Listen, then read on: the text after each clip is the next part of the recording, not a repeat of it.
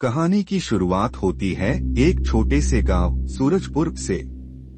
यहाँ का मुख्य किरदार 22 वर्षीय अयान अपनी नीरस जिंदगी से ऊब चुका था।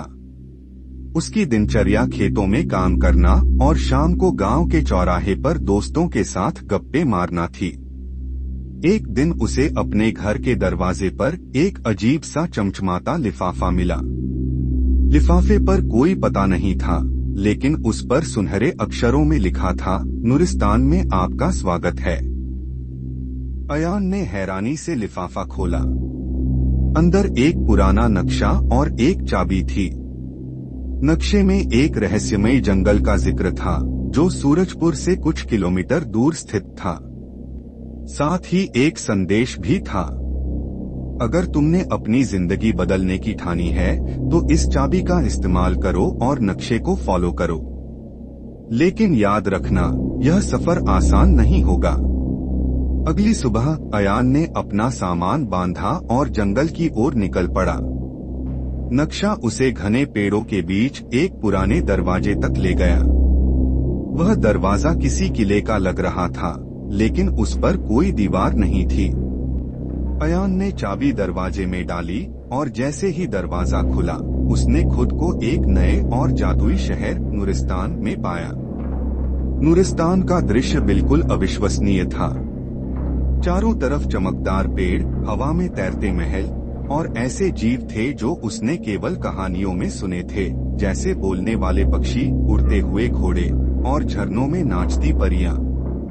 नूरिस्तान में पहला व्यक्ति जिसे अयान ने देखा, वह एक बूढ़ा जादूगर था। उसका नाम रिहान था। रिहान ने बताया कि यह शहर जादू और रहस्यों से भरा हुआ है और हर कोई यहाँ अपनी किस्मत बदलने के लिए आता है।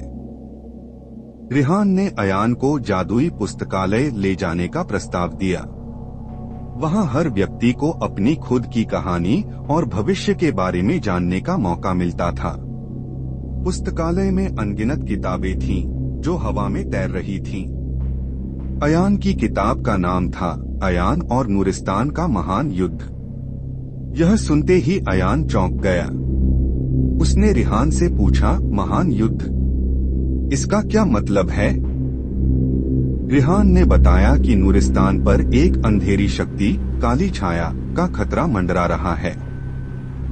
यह शक्ति नूरिस्तान की सारी जादुई शक्तियां चुराना चाहती है। केवल वही व्यक्ति जो साहसी और निस्वार्थ हो, इस खतरे को टाल सकता है। अयान की किताब में लिखा था कि उसे सूरज की तलवार नामक जादुई हथियार ढूंढना होगा, जो नूरिस्तान को बचा सकता है।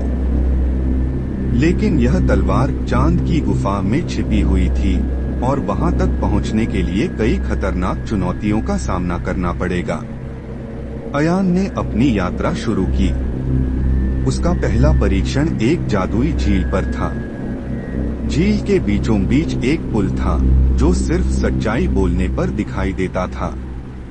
झील का रखवाला नागेंद्र, एक विशाल नाग, अयान से सवाल पूछता है, तुम नूरिस्तान क्यों आए हो?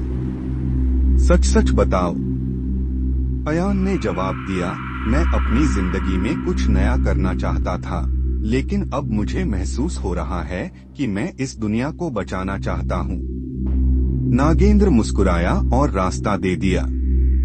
अगली चुनौती एक अंधेरी घाटी में थी।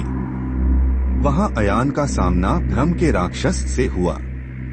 राक्षस ने अयान के मन में उसके सबसे बड़े डर को साकार कर दिया, उसके माता पिता की मृत्यु। अयान डर से कांप गया, लेकिन उसने अपने दिल की बात सुनी। यह सब भ्रम है। मेरे माता पिता सुरक्षित हैं। मैं अपने डर को हराकर आगे बढ़ूंगा। राक्षस गायब हो गया और अयान को रास्ता मिल गया। आखिरकार अयान चांद की गुफा तक पहुंचा। गुफा अंदर से चमक रही थी और वहां पर सूरज की तलवार एक चमचमाते पत्थर में धंसी हुई थी। जैसे ही अयान ने तलवार उठाई, गुफा कांपने लगी। तभी काली छाया प्रकट हुई।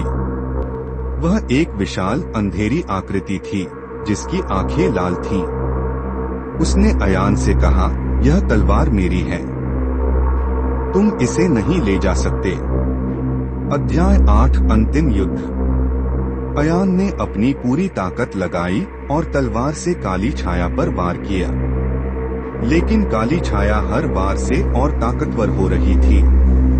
तभी रिहान और नूरिस्तान के बाकी लोग वहां पहुंचे। उन्होंने मिलकर अयान को अपनी जादुई शक्तियां दी। अयान ने तलवार से आखिरी वार किया और काली छाया खत्म हो गई। नूरिस्तान फिर से सुरक्षित हो गया। नूरिस्तान के लोग अयान को हीरो मानने लगे, लेकिन अयान ने फैसला किया कि वह नूरिस्तान में नहीं रहेगा। उसने कहा, मुझे अब अपनी दुनिया में वापस जाना है और अपनी जिंदगी को नए मायने देने हैं।